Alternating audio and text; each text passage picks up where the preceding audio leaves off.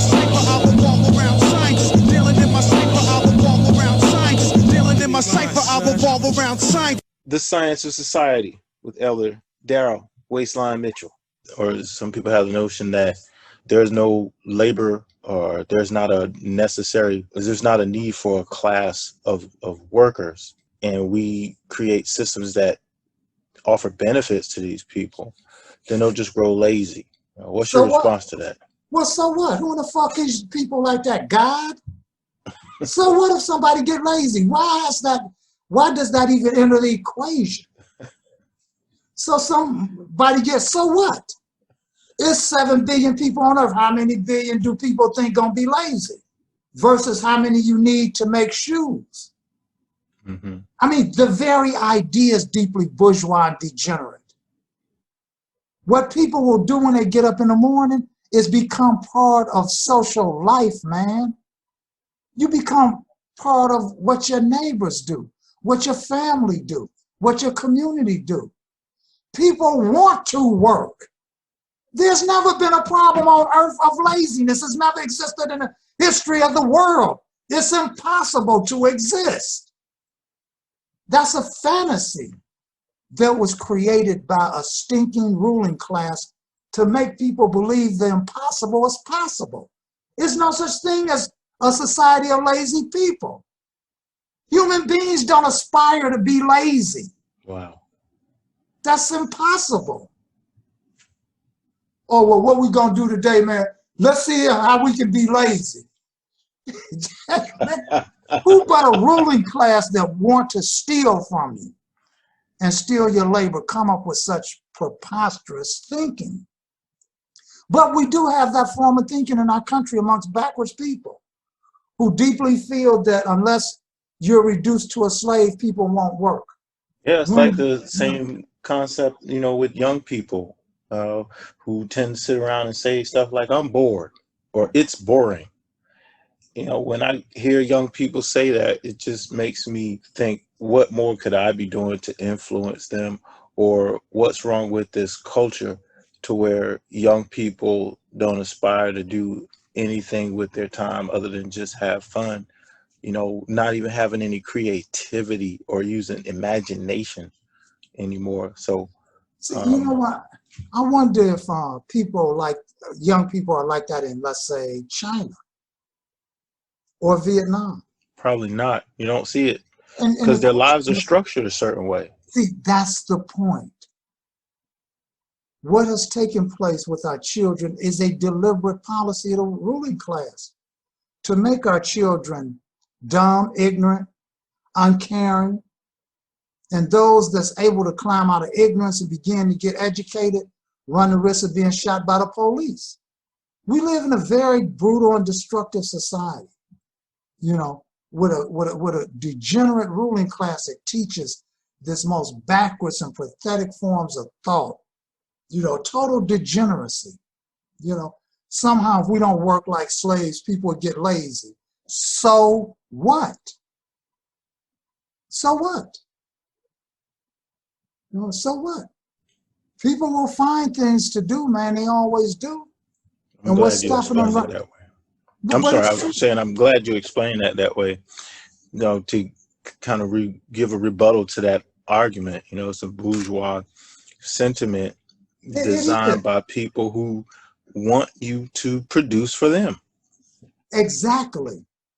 If you cannot make the money to stay in a house, to go to a decent school, to have decent food, what the fuck you supposed to do? If you can't make the money and you want to have a healthy, prosperous society, you have to give these things to people. That's your starting point. Once you make that decision to distribute this to people, then you figure out how you're going to reorganize to ensure that it's reproduced every day.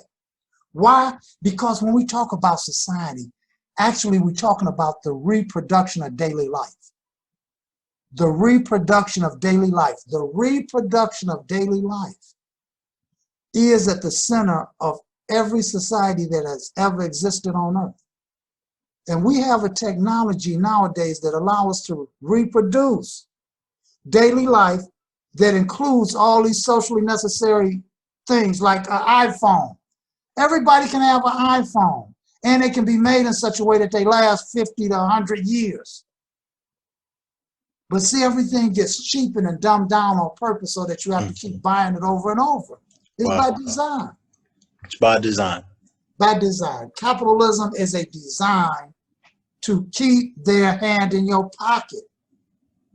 Let me ask you this, your thoughts on this, and I don't want to jump around on topics, but as you're talking, I'm just thinking, this growing phenomena among people now that financial literacy and generational wealth are our means to success and prosperity in this country.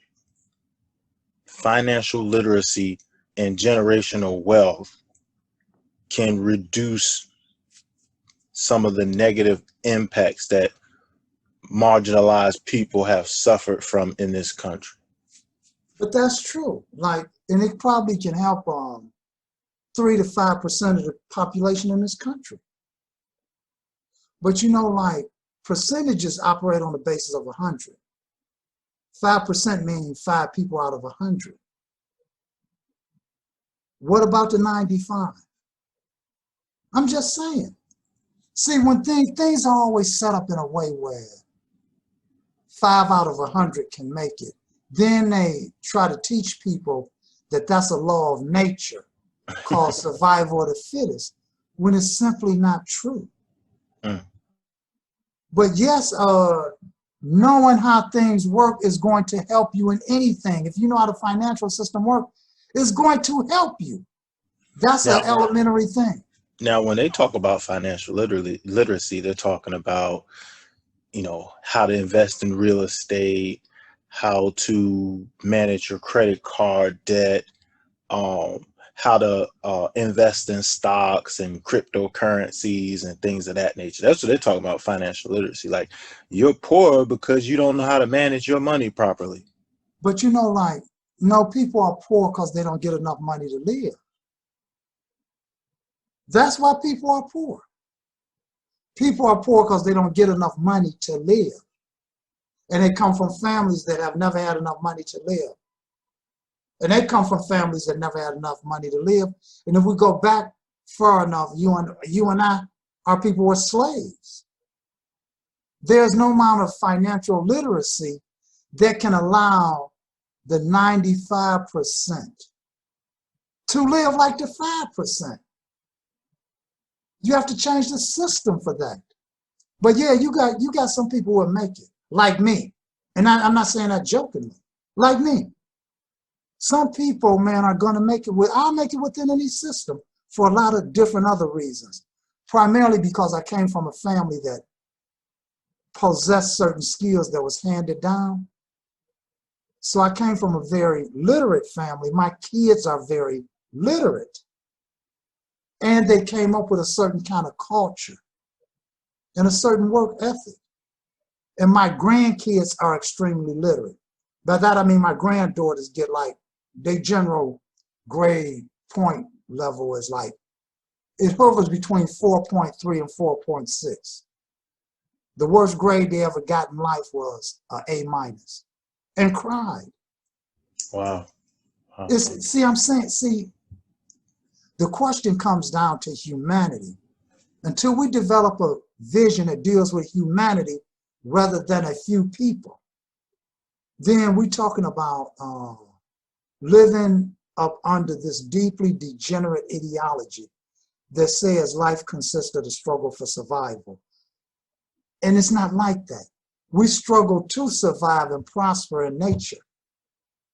Yeah, but there's no reason that anybody should be hungry in this country or on earth, other than how things are distributed. They're done the wrong way. Yeah, absolutely.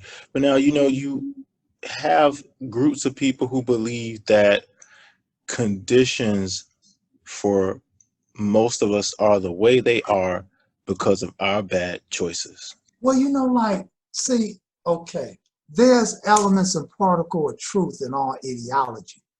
When all you face with is bad choices, of course you're going to make bad choices. When you are faced with bad choices, Yes, you are going to make bad choices. However, some people make bad choices, but don't have to suffer from the consequence of it because they have wealth, accumulated wealth that can help and save them, or because the society architecture, the laws operate in their favor.